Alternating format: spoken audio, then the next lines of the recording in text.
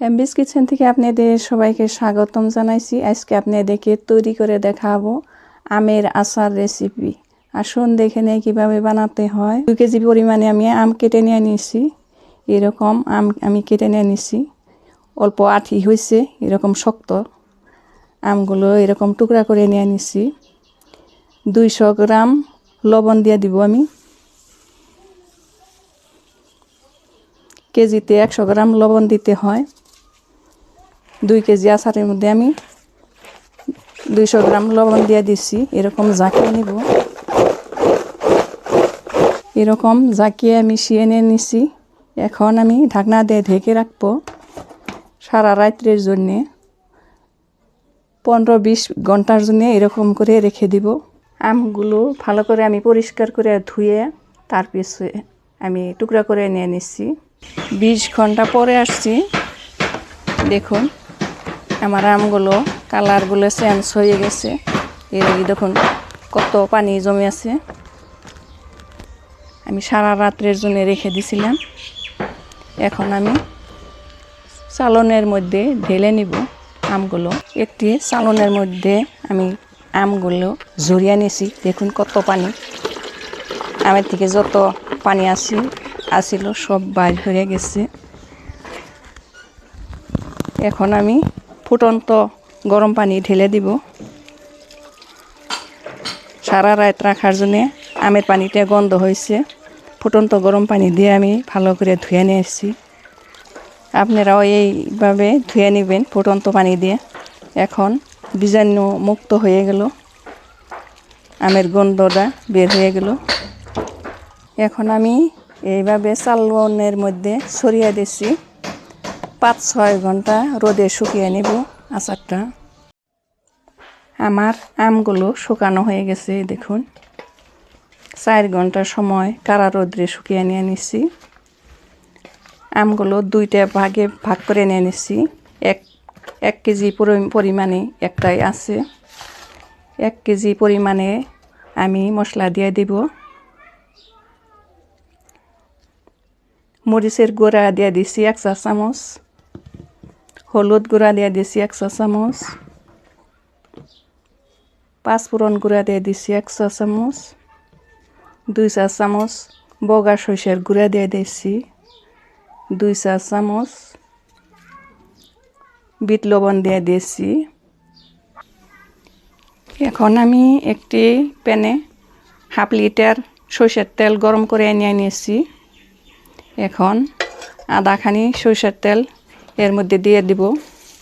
আধাখানি তেল আমি এর মধ্যে দিয়ে দিচ্ছি। 100 গ্রাম ভিনিগার নিয়ে নিচ্ছি আমি। সামান্য পরিমাণে অরেঞ্জ ফুড কালার নিয়ে নিচ্ছি।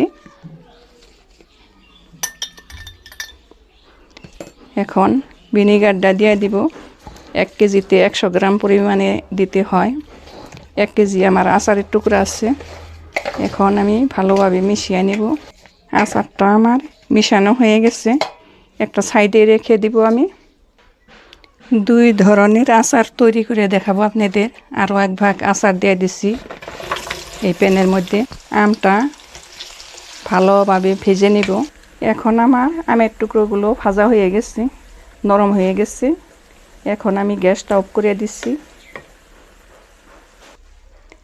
আমের টুকরোগুলো নামিয়ে নিয়ে নিচ্ছি।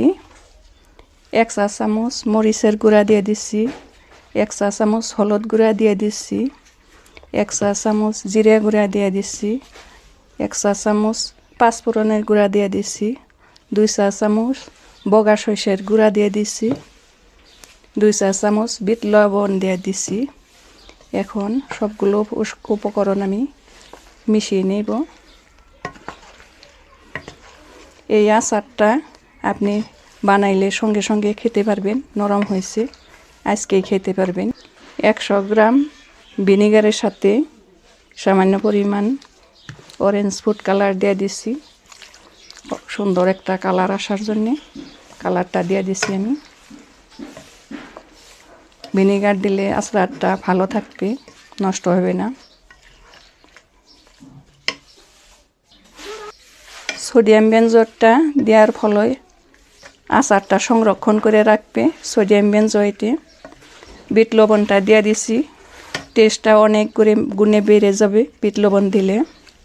ভিনেগার দিছি, ভিনেগারে দিলে আচারটা নষ্ট হবে না, আচারটা মজাই রাখবে। এখন আমি ঠান্ডা হতে দিব। এই আচারটার মধ্যেও আমি সোডিয়াম বেনজয়েড দিয়ে দিছি, দিয়ে ভালো করে মিশিয়ে নিব। 1 কেজি আচারে সোডিয়াম বেনজয়েড 1 গ্রাম দেওয়া হয়, এই মাপে আমি দিয়ে দিছি। এখন আমি ঠান্ডা হইলে উঠিয়ে নিব। আমার আচারটা এখন ঠান্ডা হয়ে গেছে, দেখুন কত সুন্দর একটা কালার আসছে। তেলে ভেজে রাখার জন্যে খুবই নরম হয়েছে। এই আচারটা বানিয়ে সঙ্গে সঙ্গে খেতে পারবেন। এখন আমি একটি কাঁচের বয়ামে ভরে নিব আচারটা। কাঁচের বয়ামে আপনারা ভরাইয়ে নেবেন। কাঁচের বয়াম ধুয়ে ভালো করে শুকিয়ে নেবেন, না হলে আচারটা নষ্ট হয়ে যাবে। এখন এইভাবে আমি ভরিয়ে নিব।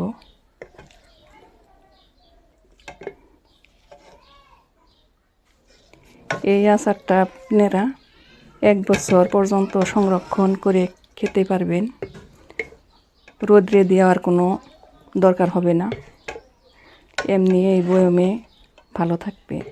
এই আমটা আমি ভাজি নেই, তেল গরম করে কাঁচাই বানাইছি। এটা কিছুদিন পরে খেতে হবে।